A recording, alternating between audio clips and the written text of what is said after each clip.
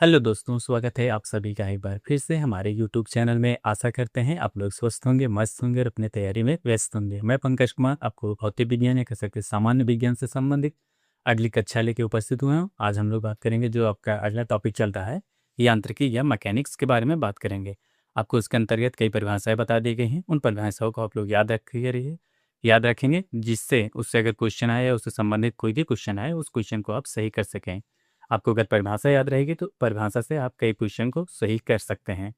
देखिए, एक बार हम लोग कल की कक्षा को या कह सकते हैं कल की क्लास को रिवीजन कर लेते हैं। रिवीजन करने से एक फ़ायदा ये होगा, जो हम लोग परिभाषा भूल गए होंगे या कह सकते हैं थोड़ा बहुत उसमें कुछ छूट रहा होगा या भूल रहा होगा, वो याद भी हो जाएगा। उसी के साथ साथ आपकी जो आज की कक्षाएं हैं उसी के साथ आप निरंतर अध्ययन करते रहेंगे तो एक तारतम्य बना रहेगा, जिससे आज वाली कक्षा समझने में आपको आसानी होगी।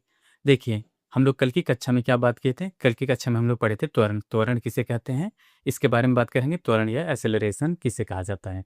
आपको त्वरण की परिभाषा बताई गई थी। त्वरण की परिभाषा बताई गई थी, यदि किसी वस्तु का वेग क्या होता है, यदि किसी वस्तु का वेग समय के साथ परिवर्तन होता रहता है, या आप कह सकते हैं किसी वस्तु का वेग समय के साथ परिवर्तन की दर ही त्वरण कहलाता है। क्या होता है? वेग परिवर्तन की दर त्वरण कहलाता है। ये आपको बताया गया था शॉर्ट फॉर्म। उसी के साथ साथ बताया गया था वेग जो होता है, जो त्वरण होता है, त्वरण एक सदिश राशि होती है। कैसी राशि होती है? सदिश राशि। और इसका मात्रा बताया गया था मीटर पर सेकंड स्क्वायर होता है। क्या होता है? मीटर प्रति सेकंड स्क्वायर होता है। और इसका फार्मूला आपको बताया गया था। इसको जो स्मॉल ए होता है उससे डिनोट किया जाता है या प्रदर्शित किया जाता है।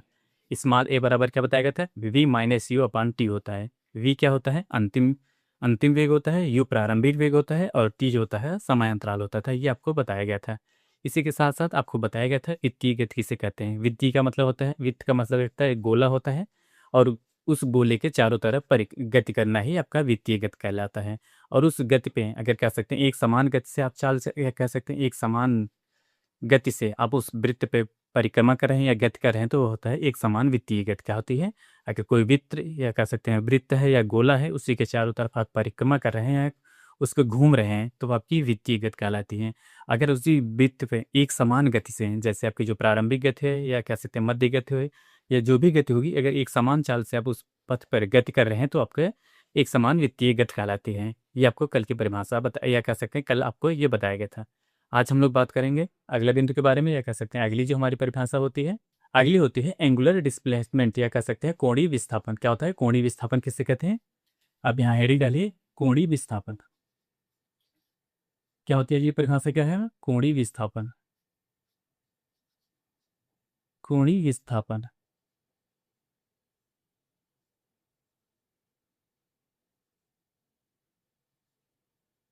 Angular displacement.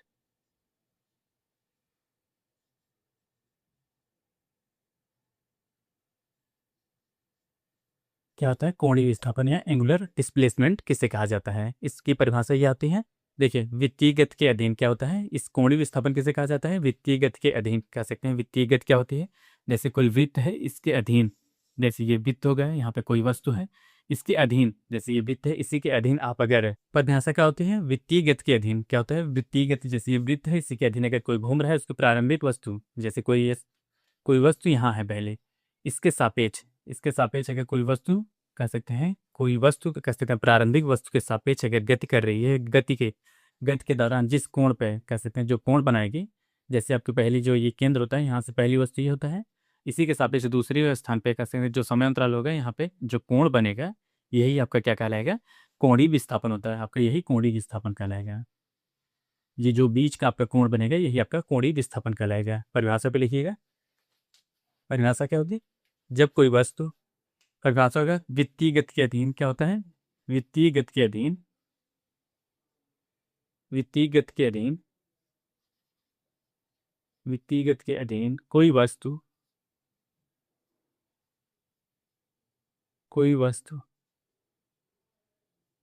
अपने प्रारंभिक, कोई वस्तु कोई वस्तु अपने प्रारंभिक, क्या होता है? कोई वस्तु अपनी प्रारंभिक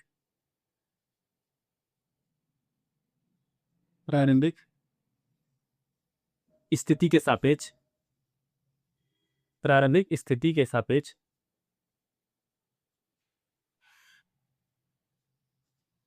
प्रारंभिक प्रारंभिक स्थिति के सापेक्ष, प्रारंभिक स्थिति के सापेक्ष जितने कोण पे क्या होता है? जितने कोण पे जितने कोण पर जितने कोण पर घूम जाती है, क्या होता है, जितने कोण पर घूम जाती है, वही क्या होता है, वही उस वस्तु की कोणीय विस्थापन होता है। क्या होता है, कोणीय विस्थापन। कोणीय विस्थापन होता है।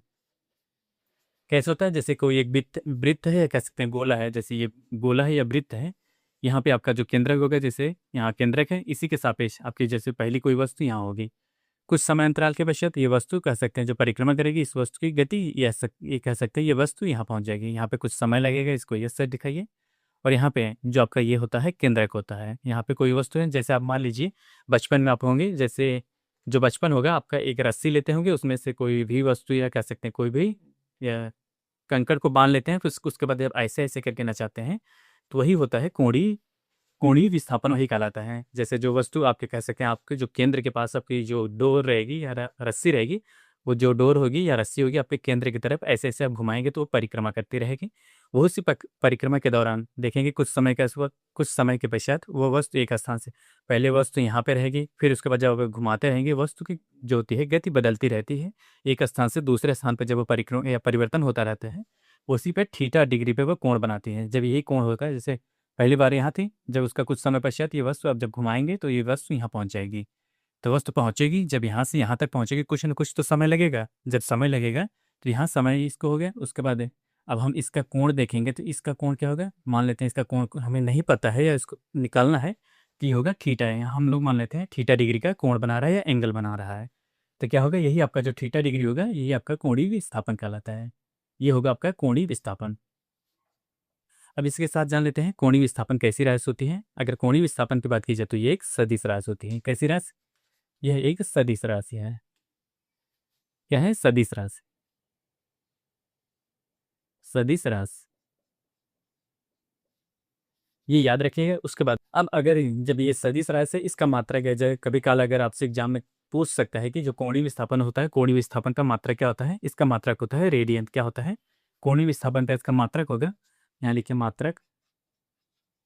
मात्रक की बात की जाए तो होता है रेडियन। क्या होता है, रेडियन। ये याद रखिएगा। और ये याद रखिएगा, इसमें दो बिंदु ये याद रखिएगा, कौन सी राशि होती है, कोणीय विस्थापन की बात की जाए तो कोणीय विस्थापन कौन सी राशि होती है, सदिश राशि होती है। और इसका मात्रक क्या होता है, इसका मात्रक होता है रेडियन। परिभाषा याद रखिएगा, जब कोई वस्तु कह सकते हैं वृत्तीय गति के अधीन, कह सकते हैं जो वृत्त होगा उसके अधीन अगर कोई वस्तु या परिक्रमा कर रही है या चक्कर लगा रही है, कुछ समय के अंतराल, वह वस्तु अपने पहले प्रारंभिक वस्तु कह सकते हैं प्रारंभिक अक्ष के स्थान या प्रारंभिक वस्तु के सापेक्ष या प्रारंभिक बिंदु के सापेक्ष, आपका प्रारंभिक बिंदु के यहाँ के सापेक्ष कुछ समय के अंतराल पे, यहाँ पे जब समय लगेगा, इन दोनों के बीच में अगर केंद्र से एक कोण का कोण को नापा जाए तो वो होता है थीटा डिग्री कोण बनेगा। थीटा डिग्री कोण ही आपका वही कहलाएगा, कोणीय विस्थापन कहलाएगा। क्या कहलाएगा, कोणीय विस्थापन वो आपका कहलाएगा। ये याद रखिएगा। जैसे आपने बचपन में कई बार क्यों किया, तो फिर आप देख लीजिए, जैसे बाय द वे आप मान लीजिए, जैसे ये देखिए ये हो गया। अब ये थोड़ा कस के ऐसे ऐसे देखिए, इसको ऐसे ऐसे कर रहे हैं, तो ये आपकी जैसे पहले यहाँ पे था, देखिए पहले यहाँ पे है, उसके बाद जैसे समय लग रहा है कुछ समय के पश्चात यहाँ पे आ रहा है। अब सोचिए ये जो डिग्री का कोण बन रहा है, इस जो डिग्री का बाय द वे ये डिग्री का जो कोण बन रहा है, यही कोण आपका कोणीय विस्थापन कहलाएगा। ये याद रखिएगा। और इसकी दिशा की बात की जाए, जैसे आप कोई भी गाड़ी, जैसे इसका दिशा आपको पता करना होगा, या जैसे कोई यहाँ पे कोई अपने अक्ष पे घूर्णन कर रहा है, घूर्णन के दौरान अगर आप ऐसे देखें, ऐसे बाय जो अगर ये वस्तु ऐसे घूर्णन कर रही है, ऐसे घूर्णन कर रही है, तो देखेंगे जो आपका अंगूठा रहेगा वो आपकी दिशा इंडिकेट करेगी या दिशा को निर्देश करेगी, या आपकी ये दिशा होगी, बोर्ड के सापेक्ष कह सकते हैं वो आपकी दिशा होगी। इसी वजह से ये सदिश राशि होती हैं। ये याद रखिएगा। अगला बिंदु हम लोग देखते हैं, यह कह सकते हैं अगला जो होता है कोणीय वेग किसे कहते हैं। ये तो कोणीय विस्थापन था, कोणीय वेग किसे कहेंगे, इसके बारे में अगली हेडिंग लिखिए, कोणीय वेग। अगला बिंदु लिखिए, अगला हमारा पॉइंट होगा कोणीय वेग। क्या होगा, कोणीय वेग किसे कहेंगे। कोणीय वेग की बात की जाए तो ये होता है कोणीय वेग।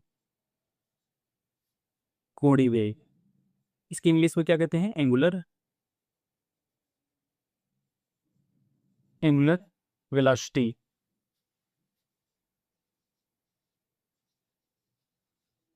एंगुलर वेलोसिटी कहते हैं, क्या कहते हैं, कोणीय वेग किसे कहते हैं, कोणीय वेग को इंग्लिश में क्या कहते हैं, एंगुलर वेलोसिटी। एंगुलर वेलोसिटी किसे कहा जाता है, इसकी परिभाषा क्या होती है देखते हैं। अगर जो कोणीय वेग, कोणीय विस्थापन होता है, कोणीय विस्थापन में जो परिवर्तन होता है वही आपका कोणीय वेग कहलाता है। क्या होता है, कोणीय वेग में कह सकते हैं, कोणीय विस्थापन में परिवर्तन की दर ही आपका कोणीय वेग कहलाता है। ये आपकी कह सकते हैं साधारण परिभाषा होती है। क्या होता है, कोणीय विस्थापन में समय के साथ परिवर्तन होगा, परिवर्तन होने के पश्चात जो आपका प्राप्त होगा वो होगा कोणीय वेग होगा। कोणीय विस्थापन की क्या होगा परिभाषा, कोणीय विस्थापन की परिभाषा होगी, कोणीय विस्थापन की कोणीय विस्थापन की कोणीय विस्थापन की कोणीय विस्थापन की परिवर्तन दर को क्या होता है, कोणीय विस्थापन की परिवर्तन परिवर्तन दर को उस वस्तु का उस वस्तु को कोणीय वेग होगा, कोणीय वेग होगा।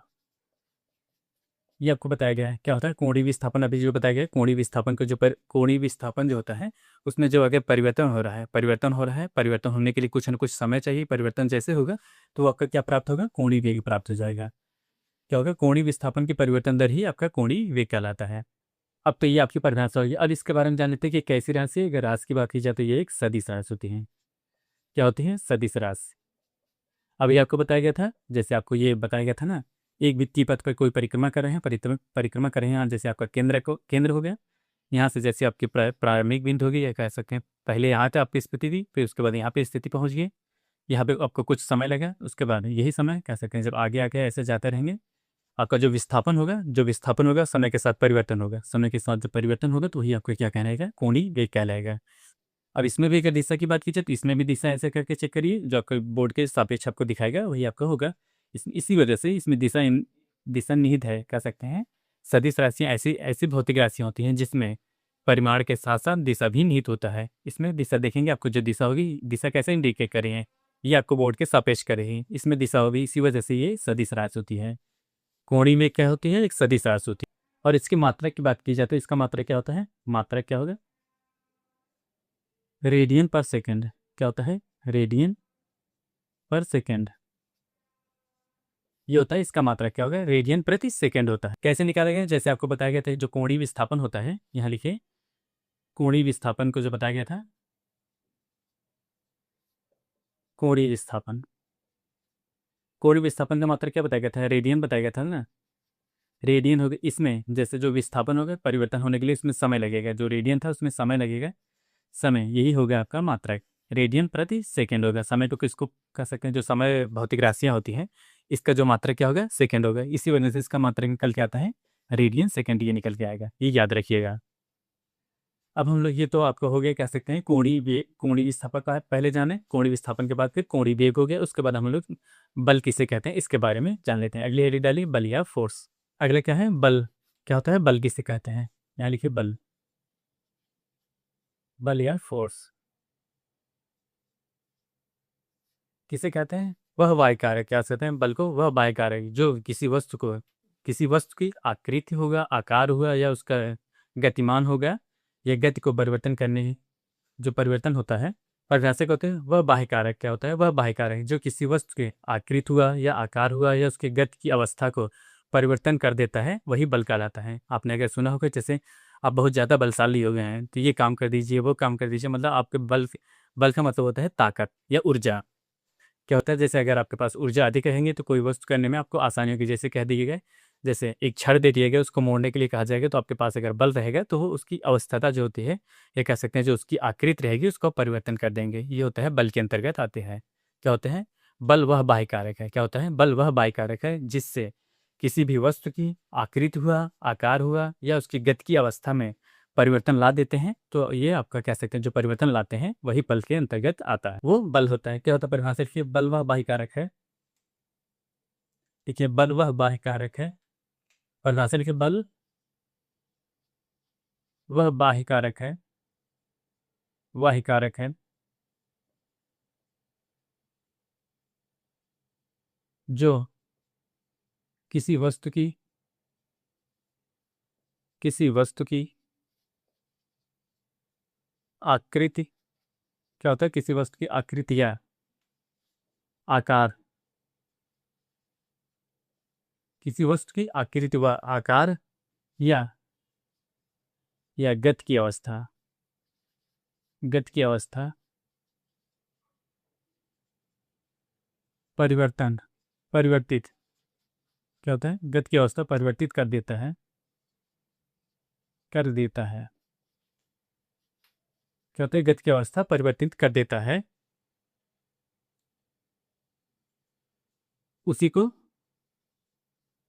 को बल कहते हैं, बल कहते हैं। देखिए, जैसे कोई वस्तु है, वस्तु का अगर आप आकार परिवर्तन कर दे रहे हैं या उसकी आकृति परिवर्तन कर दे रहे हैं या बदल दे रहे हैं, जैसे आपकी पहले, जैसे कोई ये बाय द वे ये पेन ले लीजिए या मार्कर ले लीजिए, इस वस्तु, ये वस्तु है, इसको अगर आपके फोर्स लगा दिया या कह सकते हैं इस वस्तु को आकार या तोड़ दिया या कह सकते हैं टूटेगी या तो मुड़ जाएगी, इसकी आकृति में आप परिवर्तन कर दे रहे हैं कि नहीं कर रहे हैं? जब परिवर्तन करेंगे तो वही आपका बल कहलाएगा। ये हो गया। उसके बाद जो पहले तो आकार ऐसे है, फिर ये फोल्ड हो जाएगी तो ये इसकी आकृति ऐसी हो जाएगी। उसके बाद कह सकते हैं गति की अवस्था। जैसे गति की अवस्था है, जैसे कोई गाड़ी है, कह सकते हैं वाहन है, अगर वो काफ़ी, जैसे आप कह सकते हैं ना, वाहन जा रही है, उसको आप पकड़ के खींचेंगे तो उसकी गति जो होगी, गति में कमी आएगी। और जैसे कि गाँव में तो कहते होंगे या घर पे रहते होंगे तो साइकिल, ऐसे कोई लड़का या बच्चा साइकिल चला रहा है, उसको पकड़ के खींचते हैं तो वो वहीं स्थान पे खड़ा रहता है या खड़ा हो जाता है। तो ये किससे होता है? आपके शक्ति की वजह से या आपके बल की वजह से वो साइकिल वहीं पे खड़ी हो जाती है। और आप देखेंगे कुछ लोग के पास ज़्यादा बल होता है तो वो 2 गाड़ियों को ऐसे अपने पास खींचते हैं।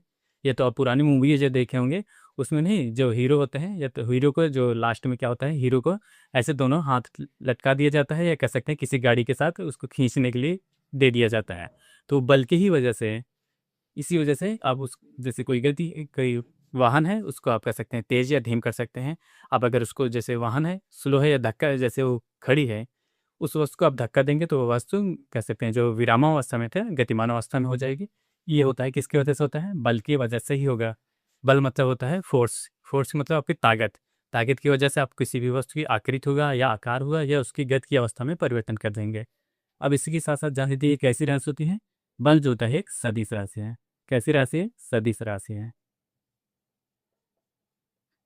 सदिश राशि होती है। बल की मात्रा की बात कीजिए तो इसका मात्रा क्या होता है? अगर बल बराबर क्या होता है, जैसे देखिए, बल बराबर होता है द्रव्यमान गुणे त्वरण। क्या होता है? द्रव्यमान गुणे त्वरण। द्रव्यमान का किस में मापा जाता है? किग्रा में, किलोग्राम में। और त्वरण का क्या मात्रक होता है? मीटर पर सेकंड स्क्वायर। क्या होता है? मीटर प्रति सेकंड स्क्वायर होता है। इसको ऐसे भी लिखा जाता है किलोग्राम प्रति मीटर, किलोग्राम मीटर पर सेकंड स्क्वायर भी होता है। और कहीं कहीं पे बल का मात्रा न्यूटन भी लिखा रहेगा। क्या होता है? बल का मात्रा न्यूटन, ये होता है। ये तो आप नासा। और देखें, आपको अगर एग्जाम्पल देखना हो, जैसे आप कोई फुटबॉल होता है, फुटबॉल में जैसे जो वस्तु रखी रहती है, फुटबॉल रखा रहता है, वो विरामावस्था में रहता है। जब आप उसको किक मारते हैं तो, किक मारते हैं जैसे गोल करने के लिए किक मारेंगे तो वो वस्तु गतिमान अवस्था में हो जाएगी। ये बल की ही वजह से तो होगा। ये तो नहीं है कि वो हवा में चले जाएगा, अपने आप ही चले जाएगा। जब बल उस गेंद पे और आपके पैर में, आप अपने पैर से फोर्स लगाएंगे तो वस्तु जो है एक स्थान से दूसरे स्थान पर गतिमान करेगी। ये होता है बल के ही कारण होगा। अब हम लोग कल की क्लास में देखेंगे कि जो सरल लोलक होते हैं या उत्तोलक होते हैं, इन सब के बारे में देखेंगे। उसके बाद हम लोग जो कल की कक्षा होगी उसमें ऐसे जो और महत्वपूर्ण बिंदु होंगे उन सब के बारे में देखते हुए हम लोग कल की क्लास प्रारंभ करेंगे। आज के लिए बस इतना ही। आप हमारे चैनल पर नए हो तो चैनल को लाइक करें, शेयर करें, सब्सक्राइब करें। मिलते हैं नेक्स्ट वीडियो में, तब तक के लिए धन्यवाद, बाय बाय। लेकिन ये जितने भी कह सकते हैं आपको बताया गया है परिभाषाएं, उन परिभाषाओं को अच्छे से याद रखिएगा। ये आने वाले समय में एग्जाम में आपको कहीं ना कहीं आपको देखने को मिलेंगे, इसी वजह से इनको बार बार रिवीजन करते रहिए। और जो भी उनकी राशियाँ दी गई हैं, आपको सबसे पहले जो सामान्य विज्ञान है, सामान्य विज्ञान के अंतर्गत आपको जो राशियाँ होती हैं, एक चार्ट बनाया गया था, उसको अब रोजाना रिवीजन करते रहिए। और इसी के साथ साथ जो उनके मात्रक होते हैं, कभी कभी एग्जाम में जैसे बल का मात्रक न्यूटन ना देके सीधा ये देता रहे, ये देखिए किलोग्राम प्रति मीटर पर सेकंड स्क्वायर होगा, ये किलोग्राम मीटर पर सेकंड स्क्वायर होगा, इसको भी याद रखिएगा। चलिए मिलते हैं नेक्स्ट वीडियो में।